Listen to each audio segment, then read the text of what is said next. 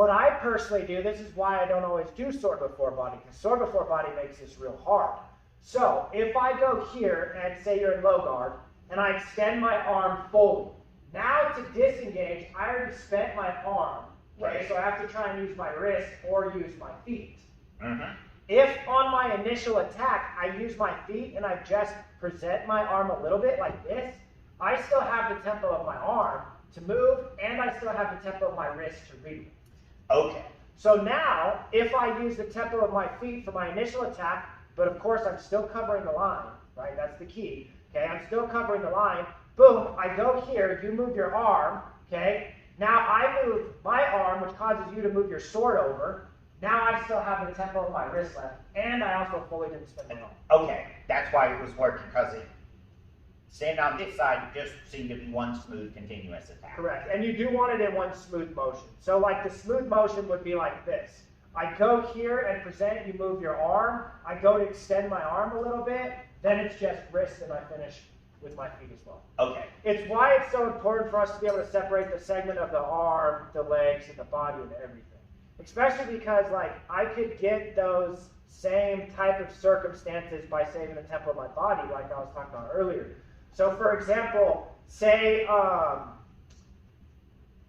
we'll just make this one easy, and say I throw a cut from my elbow, descending this way, and you're going to parry up with your sword. Okay, I'm going to attack your wrist, you're going to parry up with your sword. Okay. So say, boom, say I happen to be like doing longsword or something, and like I'm in high guard, and I descend at the elbow, and you go to parry, right? Well, now what I can do is I can use the tempo of my body to get lower, right?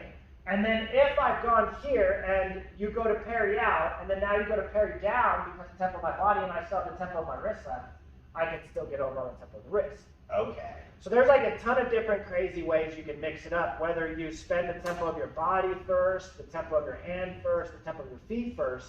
You just usually, like most people, spend all of them at once and think they're going to hit someone on their first shot, which is crazy. So like a lot of people will go like this. They're like, I'm going to do sword before body, especially people that are like, I'm going to do sword, body, lead, and foot all at once. So they go here. They've just spent everything, so if their attack fails, they've got nothing left to be able to mutate or do anything. And most people aren't even separating the tempo of the wrist from the tempo of the arm, okay?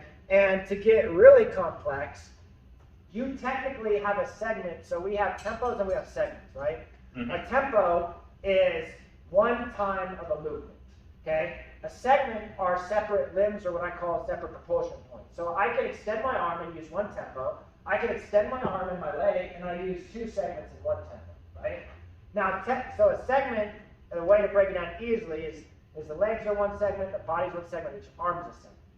But to break it down even more complex, every joint, every pivot point is a segment.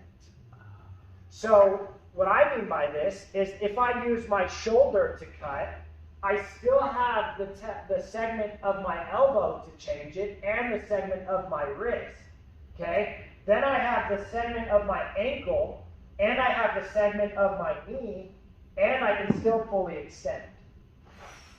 On top of that, you have the segment of the head, the segment of the hips. So every single part of your body that can bend is also a separate place you can change to increase your force levels.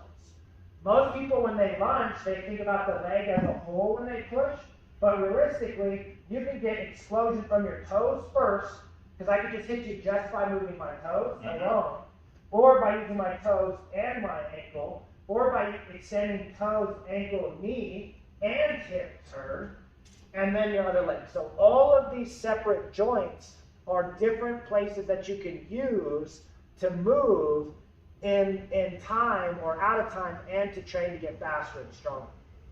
It's why, like, a lot of times when I fence people, they'll think they have me and they think I'm tempo locked.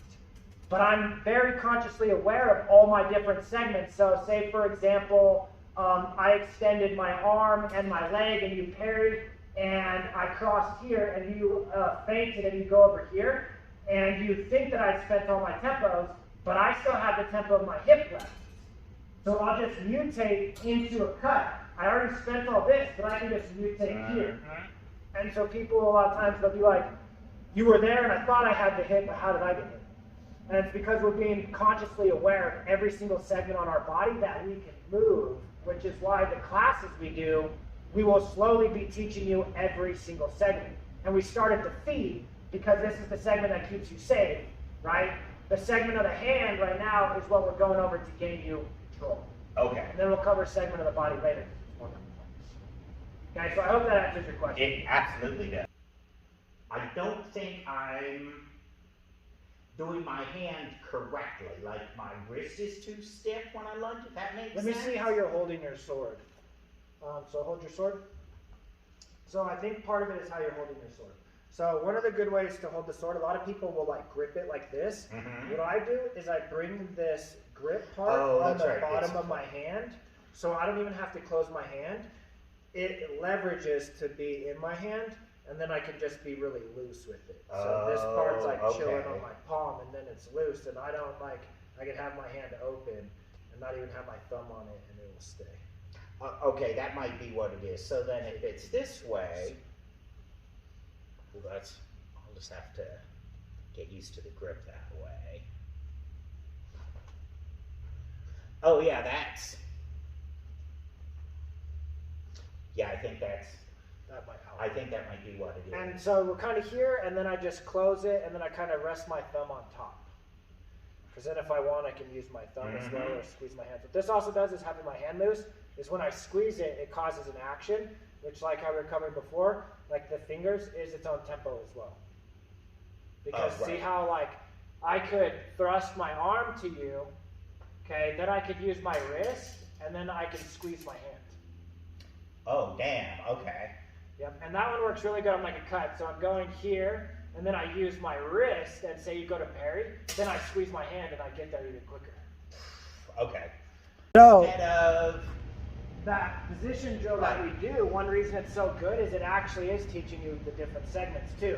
So it's like we go here, we use tempo of the shoulder, then we use tempo of the wrist, and then we use tempo of the elbow, right? And then here it's tempo of the elbow, tempo of the wrist, tempo of the shoulder. oh, damn. Okay. So that drill that I have us do does a lot, right? And then it's shoulder, wrist, elbow, hip turn, tempo of the feet, and then tempo of the wrist again. Then now it's tempo of the elbow, Oh, tempo of the damn. wrist, Okay. tempo of the shoulder, tempo of the body, tempo of the feet. Okay. Now that's making sense. Yeah. So Okay, so that's very cool. that's why I said like that drill, like there's a lot we do that'll brainwash you, where like you won't realize the amount of stuff that you're separating, but I made these drills where you don't have to think about it, and then later on when we point it out, you'll be like, oh wow, that drill really does Right, teach us and that's why something. the only thing I'm doing, that's why the only thing I'm doing is just those first couple of initial drills until I get that just